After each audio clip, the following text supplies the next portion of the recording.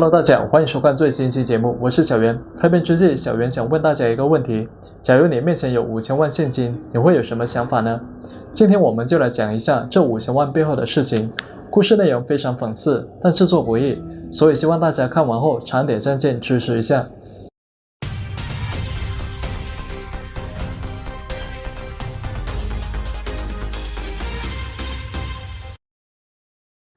事情呢，还得从中国的内陆城市河北省邯郸市说起。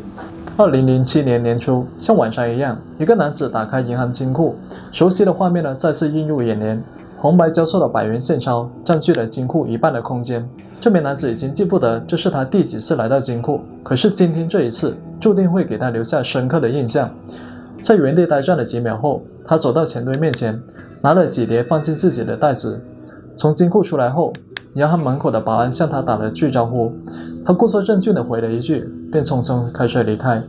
几分钟之后，男子走进了一家彩票店，扫视一圈，确定店里没有顾客之后，他从公文包里掏出2叠钞票，放到老板面前，然后淡淡地说道：“我要投注。”看着眼前2叠厚厚的100元大钞，老板有点不知所措，但很快，店里彩票机的声音就刷刷刷地响了起来。而仅仅过了2天之后，奇怪的事情发生了。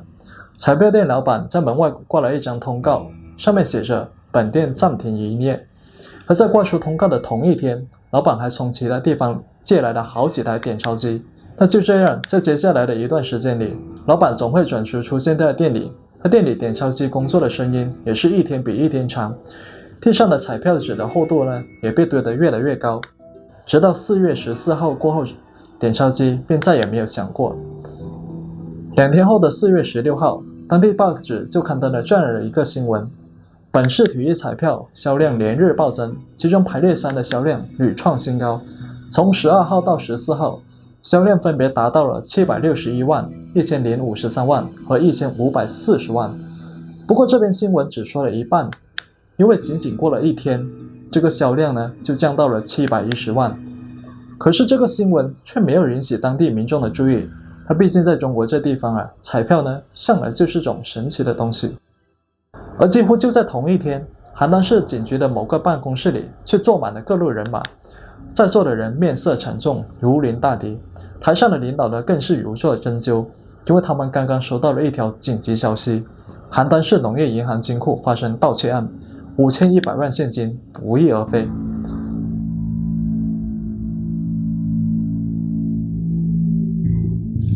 5100万现金是什么概念？我们假设这笔钱全是面值最高的100元大钞。根据经验，一张100元大钞的面积大概是在120平方厘米左右，那5100万，它的体积呢就大概是 0.6 立方米。但实际上肯定不止这个数，因为钞票之间呢存在间隙，而且每100张就会被封条卷成一叠，那所以实际上的体积大概应该是在1立方米左右。也就是说，你得用一个长宽高都是1米的大箱子，才能勉勉强强装下这5100万。可是问题来了，银行金库里这么多钱，怎么就突然消失了呢？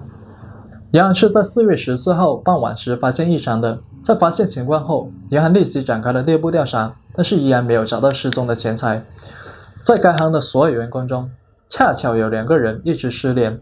那好巧不巧，他们刚好是金库的2名管理员，分别是任晓峰和马向景。打电话给他们的家人，家人也表示一脸疑惑。这时安保公司的职员就向警方透露，而最近一段时间呢，任马2人呢一直频繁进入金库，有几次呢还带了新面孔。安保人员以为他们是在执行正常的工作任务，也就没有过多追问。但毕竟谁会想到他们居然在监守自盗呢？但很快，一份通缉单和悬赏令就在全国传了开来。只要提供任马2人有效线索的人，就可以获得20万元的奖励。那在通缉令下发的16号当天，河北邯郸警方呢就接到了一个来自江苏的举报电话。电话里的举报人说任某在连云港现身，于是连云港警方就开始了全程布控。而在这边开始布控的同时，另外一边的北京也传来了消息，有人说在北京某地发现了马某。到了17号下午，警方在北京大兴区的一个出租房里逮捕了马某。当时他还携带着60万元的赃款现金。而在逮捕马某4日后的19号，连云港这边的警方呢，也成功逮捕了任某，并且缴获了一张110万元存款的银行卡，以及200多万的现金。根据公开的资料，案发时马向简37岁，任小峰34岁，两个人当时都是中国农业银行邯郸分行金库的管理员，给周围人留下的印象就是老实，只是偶尔有一点小毛病。任某这个人呢，平时喜欢买彩票，而马某呢，则喜欢喝点小酒。案发时呢，马某刚好就是1个多月，他每天看着白花花的钞票，就好像顿顿都闻着吃不得的烤鸭，他心里难免会有一点小想法。根据任马两人的交代，他们并非是一次性偷走5000多万，在案发的5个月之前，他们就已经开始动手了。从最初的几万元到一次中了10万元大奖之后，两个人的胆子就越来越大，一次性偷走的钱呢，逐渐升到10几万乃至上百万。然而悲催的是，他们买的彩票都没有中奖。看着越来越大的窟窿，两个人就决定来波豪赌，把之前的亏空一次性给捞回来。4月13日当晚11点45分，两个人就以工作为由回到了银行，并且切断了电源，使得监控室里的画面一片空白。他装了几大箱钞票之后，两个人还是不满足，便再次进入金库。在当晚两个人作案时，值班员还调侃他们：“你们两个人真是辛苦哦，这礼拜天还得回来加班。”他看到如此体贴自己的保安，任某呢一脸委屈地说道：“唉，没办法哦，命苦哦。”但随后便匆匆离去。到了日出后的下午，两个人又把偷来的钱搬了回来，不过他们可不是回来还钱的，而是把钱存到1楼的营业厅，然后向另外一个分行转账，然后再通过分行把钱转给了体彩中心。那单单是4月14号当天半个下午，任小峰呢就转了600万，前前后后转了15次，每次金额在40万。但如果说他们买的彩票中奖了，那他们就可以获得1.8亿人民币的大奖，那除去5000多万的成本，还能赚个1.3亿。可是13号和14号2次开奖之后，他们彻底杀人了，因为他们1毛都没中。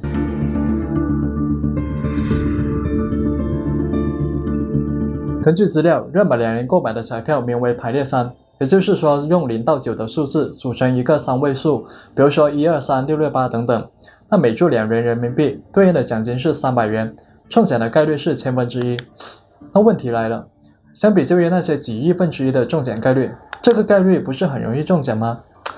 这里呢，我举个例子，那假如你有2000块，每一种可能都买1注，那虽然肯定会中奖，但是不好意思，你的奖金只有300块，也就是说你还是亏了1700块。那要怎么样才能中奖呢？这就得在某个数字上加大投注，比如说我在123这个数字上投注100块，如果中奖的话，我的奖金就是3万块。那当时任马两人就是在100多个数字上分别加大了投注，他们的倍数呢甚至已经过万，但是很可惜，每次开的数字都不是他们想要的。那另外有一件很奇怪的事情也值得深思，他作为彩票管理方的机构，他明知道任马两人3番5次投注如此巨额，却没有去调查他们的资金来源和背景资料，那的确有一种奇怪的感觉。他看到主动送钱上来的袁大头，那这中间有没有一种神奇的操作呢？但我们就不知道了。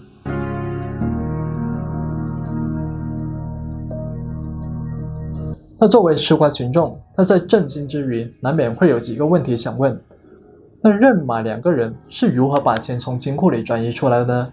因为金库所在的地方是闹市路口，如果说不用运钞车，那搬运这么大数额的现金肯定很容易引起别人的怀疑。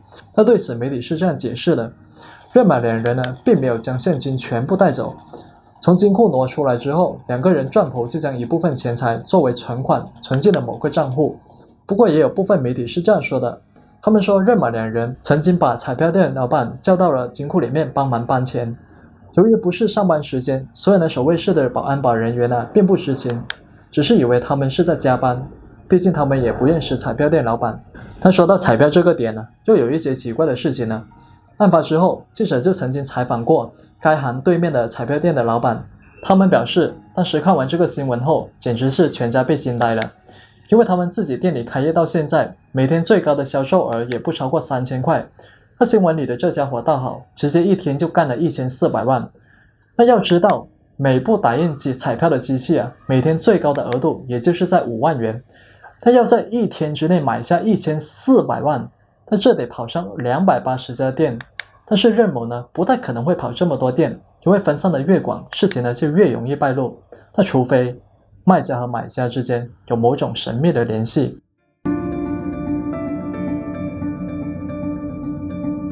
为了求证这一点，记者就专门跑到了调查组那里，试图询问5100万被盗钱财中到底有多少钱是用现金购买彩票的，又有多少钱是用转账的。但是得到的答案呢，却是不知道。记者反问对方，我说兄弟，你是调查组，你怎么能不知道？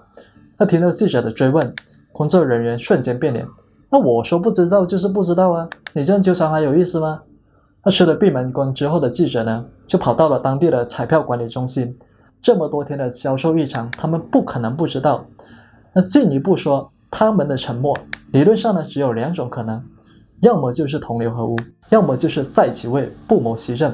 那到底是哪一种可能呢？怀着小鹿乱撞的心情，记者就走进了办公室。这一次记者收到的答案呢，比之前多了一个字，我不清楚。这个答案呢，是出乎记者意料之外，但是也是意料之中。那毕竟有句话说得好，你永远无法叫醒一个装睡的人。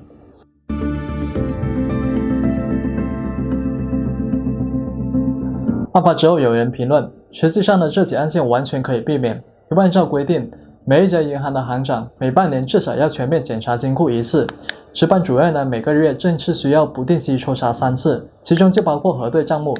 而任马2人早在5个月之前就开始了作案，那但凡工作人员在这15次检查中能够检查1次，那他们就可以及时发现异常。将2人抓捕之后，警方也查清了5100万元的去向，其中4500多万被用于购买彩票，100万被任小峰藏在朋友家的地下室里，440万被2人分别随身携带潜逃。案发3个月后的7月24日，当局就召开了庭审，3名间接责任人被判处不尽相同的有期徒刑，而任马2人呢，则是死刑。他听到这样的判决，任小峰台下的亲朋好友啊，那是无不叹息。他的姨父告诉记者，小峰早在15岁的时候就开始工作，为人呢非常本分老实，在职业技能比赛中啊还多次获奖。他因为能力出众，为人老实。小峰呢获得了单位的特别照顾，他从一名临时工摇身一变成为正式干部。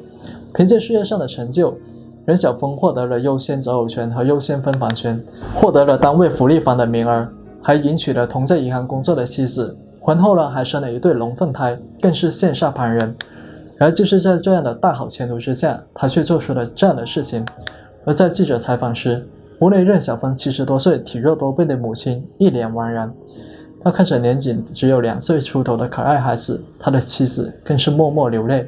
我是小袁，我们下期再见。